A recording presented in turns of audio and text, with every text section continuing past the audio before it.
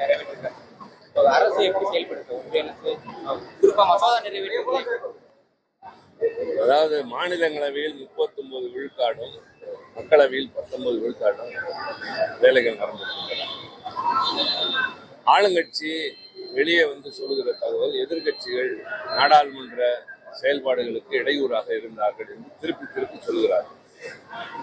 ஒரு அவை சுமூகமாக நடைபெற வேண்டும் என்றால் அதனுடைய பொறுப்பும் கடமையும் எதிர்கட்சிக்கும் இருக்கிறது, ஆளுங்கட்சிக்கும் இருக்கிறது. எதிர்கட்சிகளுக்கு என்று சில நியாயமான குறைகள் இருக்கும், கோரிக்கைகள் இருக்கும்.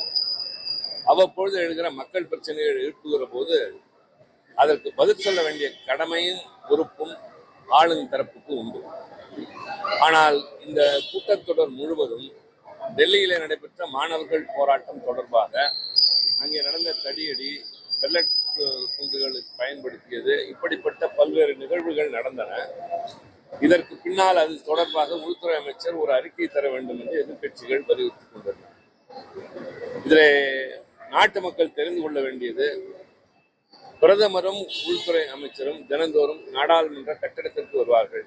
ஆனால் நாடாளுமன்றம் நடைபெறுகிற அவைக்குள் வருவது, இந்த விசித்திரத்தை யாரும் கேள்விப்பட்டிருக்க முடியாது. எனக்கு தெரிந்து 25 ஆண்டுகளுக்கு மேலாக பார்க்கிறேன், பிரதமர்கள் மற்ற விவாதங்களிலே கூட வந்து அமர்ந்திருப்பார்கள். ஆனால் உள்துறை அமைச்சர் தொடர்பான 3 மசோதாக்கள் இருந்தன. 3 மசோதாக்களுக்கும் கூட அவர் வரவில்லை, அவருடைய துணை அமைச்சர் தான் வந்தார். ஆக அவருடைய அறிக்கை வேண்டும். அதன் விளைவாக நாங்கள் சில கேள்விகளை எழுப்புகிற போது பதில் சொல்ல வேண்டும். அவருடைய மசோதாவுக்கு அவர் வந்தால்தான் சரியாக இருக்கும் என்று எவ்வளவோ குரல் கொடுத்தும் செவிமடுக்கவில்லை.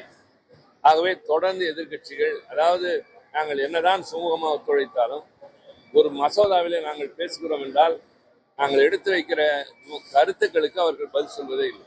என்ன நாங்கள் கேள்வி கேட்டாலும் பேசினாலும் கையிலே தயாரித்து வைத்திருக்கிற அவர்களுடைய அந்த உரையினை படித்துவிட்டு தான் செல்கிறார்களே தவிர கேட்ட நியாயமான கேள்விகளுக்கு பதிலும் சொல்வதில்லை. குறிப்பாக இன்றைக்கு மாநிலங்களவையில் மக்களவையில் நிறைவேறி வந்த மைன்ஸ் அண்ட் மினரல்ஸ் என்கிற முக்கியமான தாதுக்கள், சுரங்கங்கள் தொடர்பான ஒரு மசோதா. நிலம் என்று சொல்வது லேண்ட் என்று சொல்லப்படுகிற அதிகாரம் அரசியல் சட்டத்திலே மாநிலங்களின் கரங்களில் இருக்கின்றது.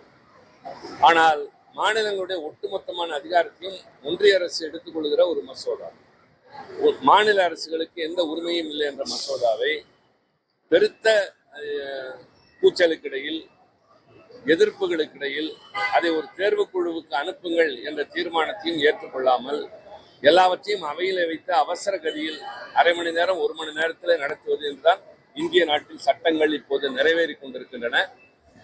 அவர்களுக்கு சாதகமாக நிறைவேற்றுகிற சட்டங்கள் தான் இந்திய நாட்டிலே நடைமுறைக்கு வர இருக்கின்றன. அப்படிப்பட்ட இந்த சூழலில் தயவு செய்து மக்கள் எண்ணி பார்க்க வேண்டும். ஒரு மசோதா என்பது விரிவாக விவாதிக்கப்பட வேண்டும். முக்கியமான மசோதாவாக இருந்தால் நிலைக்குழுவுக்கோ தேர்வுக்குழுவுக்கோ, இப்பொழுது கூட்டு நாடாளுமன்ற குழுவுக்கு இந்த அந்நிய நாட்டிலிருந்து கிறிஸ்துவ அமைப்புகளுக்கு வரக்கூடிய நிதி தொடர்பான மசோதாவை அனுப்புகிறார்கள். அது அவர்களுக்கு சாதகமானது. ஆனால் அதாவது அவர்களுக்கு எது சாதகமோ அதையெல்லாம் விவாதிப்பது, இல்லை என்றால் இல்லை என்று. ஆக மசோதாக்கள் விரிவாக விவாதிக்கப்படுவதில்லை, அவசர கதியில் நிறைவேற்றப்படுகின்றன. கேள்விகளுக்கு பதில் சொல்வதில்லை, குறும்பு சிரிப்பும் கிண்டல் பேச்சும் தான். வெளியே வந்து எங்கள் மீது பழி சுமத்துவதும், ஊர் மக்கள் எங்களை பார்த்து பொதுவாக பார்க்கிறவர்கள் என்ன இப்படி நாடாளுமன்றம் நடக்கிறது, நீங்கள் தான் இதெல்லாம் காரணமா என்கிற போது சங்கடமாக இருக்கின்றன. ஆக இதற்கெல்லாம் ஆளுங்கட்சி பொறுப்பேற்க வேண்டும் என்று சொன்னாலும் கேட்பதில்லை. மீண்டும் மீண்டும் சொல்வது, மக்கள் தான் பார்த்து வரவிருக்கிற காலத்தில் இனியாவது ஒரு நல்ல ஆட்சி, ஜனநாயகத்தை காப்பாற்றக்கூடிய ஒரு ஆட்சி, பாராளுமன்ற ஜனநாயக முறையிலே நம்பிக்கை உள்ள இந்திய நாட்டில் பாராளுமன்றம் சுமூகமாக செயல்பட, அமைச்சர்கள் வந்து பொறுப்புடன் பதில் சொல்ல நடந்தால் நிச்சயமாக அவை நிம்மதியாக அமைதியாக நடைபெறும்.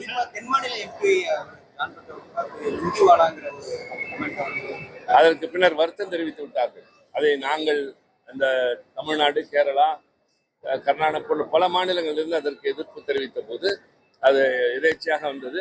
யாரையும் புண்படுத்த வேண்டும் என்ற நோக்கத்தில் இல்லை என்று சொல்லி அதற்கு தொடர்புடையவர் அதற்கு தன்னுடைய வருத்தத்தை தெரிவித்து விட்டார். அதனால் அந்த பிரச்சனையை அத்தோடு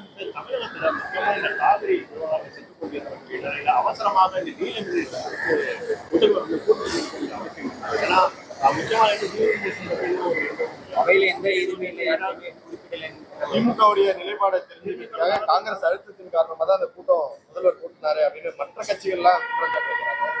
அதாவது திராவிட முன்னேற்ற கழகத்தை பொறுத்தவரை நாங்கள் எங்கள் நிலையை தெளிவாக சொல்லிவிட்டோம்.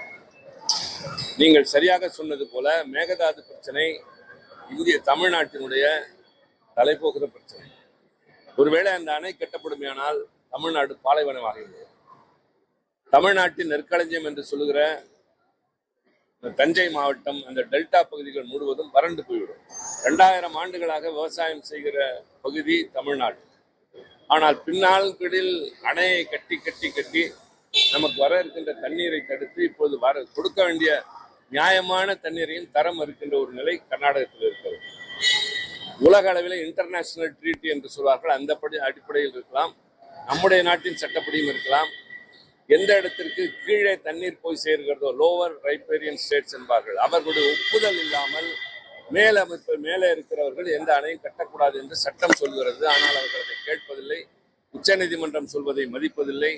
நடுவர் மன்றம் சொன்ன தீர்ப்பை நடைமுறைப்படுத்துவதில்லை. காவிரி ஆணையம் சொல்வது எதுவாக இருந்தாலும் கேட்பதில்லை என்ற நிலை. அதுதான் முக்கியமான பிரச்சனை. அதற்கு அனைத்து கட்சி கூட்டத்தை கூட்டுங்கள் என்று தமிழ்நாட்டில் தமிழக சட்டமன்றத்தின் எதிர்க்கட்சி தலைவராக இருக்கிற உதயநிதி ஸ்டாலின் அவர்கள் கேட்டுக்கொண்டார். ஆனால் அதை விடுத்து இவர்கள் நீங்கள் சொன்னதை போலவே சரியாகவே சொன்னீர்கள். அரசாங்கத்தினுடைய நிலைப்பாடு தெரியாமல், மசோதா அவையிலே வைக்கப்படாமல் அது பற்றி பேசுவதற்காக ஒரு நாடாளுமன்ற உறுப்பினர்கள் கூட்டம் என்று சொல்கிற போது நாங்கள் அதில் கலந்து கொள்ள வேண்டியதில்லை. எது நம்முடைய உயிர் நாடியான பிரச்சனையோ அதற்கு முன்னுரிமை தாருங்கள் என்று திராவிட முன்னேற்ற கழகம் சொல்லிவிட்டோம். ஆக அவர்கள் எதற்கு கூட்டினார்கள், யாரால் கூட்டினார்கள் என்பதை நீங்கள் சொல்கிற உங்கள் கற்பனைக்கு நான் விட்டு விடுகிறேன். எங்களுடைய நிலையை நாங்கள் தெளிவாக சொல்லுவோம். நீட் தேர்வு குளறுபடி குறித்து எம்பி எல்லாம் பார்த்துருக்கீங்க, ஜேபி நட்டாவை பார்த்துருக்கீங்க, இந்த மாதிரி நடவடிக்கை அவரை பார்த்துதான் அந்த மாணவர்கள் பார்த்தார்கள். எங்களை பொறுத்தவரை நீட் தேர்வை ஒருவேளை கசிவு இருக்குமேனால் கடந்த காலத்தில் தவறு செய்தவர்கள் மீது நடவடிக்கை எடுக்கப்படும் என்று சொல்கிறார்கள். மறுபடியும் கசிவு இருக்காது என்று உத்தரவாதம் தர முடியுமா? NTA என்று சொல்லப்படுகிற நேஷனல் டெஸ்டிங் ஏஜென்சி அவர்கள் தான் இந்த தேர்வை நடத்துகிறவர்கள், அதற்கான குழுவை நியமிக்கிறவர்கள். அவர்களே பேப்பரை லீக் செய்திருக்கிறார்கள் என்ற செய்தி எல்லாம் அதிர்ச்சி தருகின்றது. எனவேதான் திராவிட முன்னேற்ற கழகத்தின் நிலைப்பாடு என்பது, நீங்கள் நீட் தேர்வு கசிவையும் தடுக்க வேண்டாம், சட்டங்களை கடுமையாக்க வேண்டாம், யாரையோ பிடித்து உள்ளே வைப்போம் என்று மிரட்ட வேண்டாம், நீட் தேர்வை ஒட்டுமொத்தமாக கைவிடுங்கள். 12வது வகுப்பு வரை ஒரு குழந்தை படித்த படிப்பின் மதிப்பெண்களை தூக்கி குப்பையிலே போட்டுவிட்டு 3 மணி நேரம் நடக்கிற தேர்விலே ஒருவருடைய தகுதியை எடை போட முடியாது. அதனால கிராமப்புற ஏழை எளிய மாணவர்கள் பாதிக்கப்படுவார்கள். 2 லட்சம் 3 லட்சம் கொடுத்து தனியார் பயிற்சிக்கு செல்லக்கூடியவர்கள் தான் நீட் தேர்வில் வெற்றி பெற முடிகிறது. தனியார் மருத்துவக் கல்லூரிக்கு போகிறவர்கள் கோடிக்கணக்கில் கொட்ட வேண்டிய நிலை. எனவே இந்த தேர்வை ஒழித்தால் முன்பிருந்த அளவிற்கு 69 விழுக்காடு சாதாரணமான வீட்டு மக்கள் பிள்ளைகள் டாக்டர் ஆனார்கள். அதைத்தான் எங்களுடைய நிலைப்பாடாக நான் நாடாளுமன்றத்தில் பேசுகிற போதும் அதைத்தான் குறிப்பிட்டேன். நீட் தேர்வு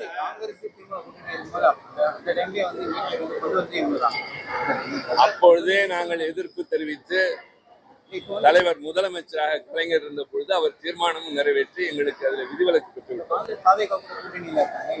அதற்கு பின்னால் அவருடைய தேர்தல் அறிக்கையை தயவு செய்து பாருங்கள், என்ன சொல்லியிருக்கிறார்கள் என்று உங்களுக்கு தெரியும்.